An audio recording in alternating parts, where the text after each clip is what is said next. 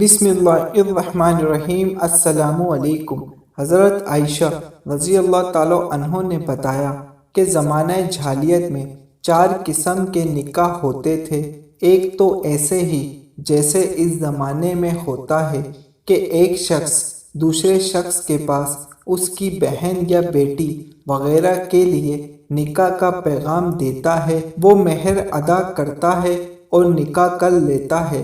نکاح کی دوسری قسم یہ تھی کہ آدمی اپنی بیوی سے حیض سے پاک ہونے کے بعد کہہ دیتا کہ فلاں شخص کو بلوا لے اور اس کا نفتہ حاصل کر لے، پھر وہ شخص تب تک اپنی بیوی سے صحبت نہ کرتا جب تک کہ مطلبہ شخص سے حمل نہ قرار پا جاتا۔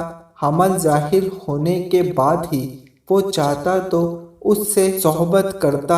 ایسا اس لیے کیا جاتا تھا تاکہ لڑکا نجیب عمدہ نفس کا ہو۔ اس نکاح کو نفتہ حاصل کرنے کا نکاح کہا جاتا تھا۔ نکاح کی تیسری قسم یہ تھی کہ 9 افراد تک کا ایک گروہ بن جاتا، پھر وہ سب اس سے صحبت کرتے رہتے۔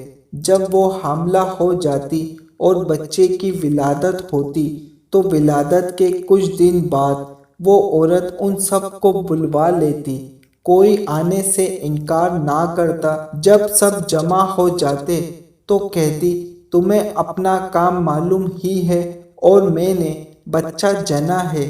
پھر وہ عورت جسے چاہتی اس کا نام لے کر کہتی کہ اے فلاں یہ تیرا بچہ ہے، اور اس بچے کو اس کے ساتھ ملا دیا جاتا۔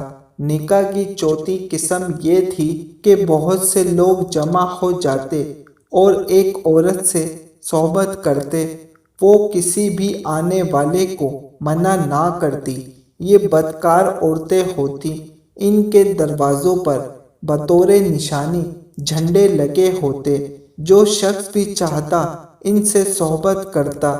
جب وہ حاملہ ہو جاتی اور بچہ جن دیتی تو سب جمع ہو جاتے اور قیافہ شناس کو بلواتے، وہ جس کا بھی نام لیتا اس کے ساتھ ملا دیا جاتا، وہ بچہ اس کا ہو جاتا اور وہ کچھ نہ کہہ پاتا۔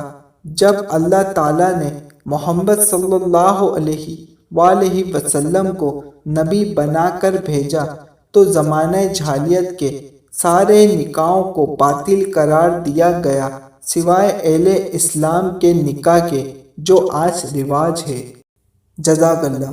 حدیث مبارک سمجھ آنے کی صورت میں ایک لائک ضرور کر دیے گا، اور جو لوگ حدیث پاک سننے اور سمجھنے کا ذوق اور شوق رکھتے ہیں وہ چینل کو سبسکرائب کر لیں تاکہ مزید ایسی حدیث پاک آپ کو ملتی رہیں۔ اللہ حافظ۔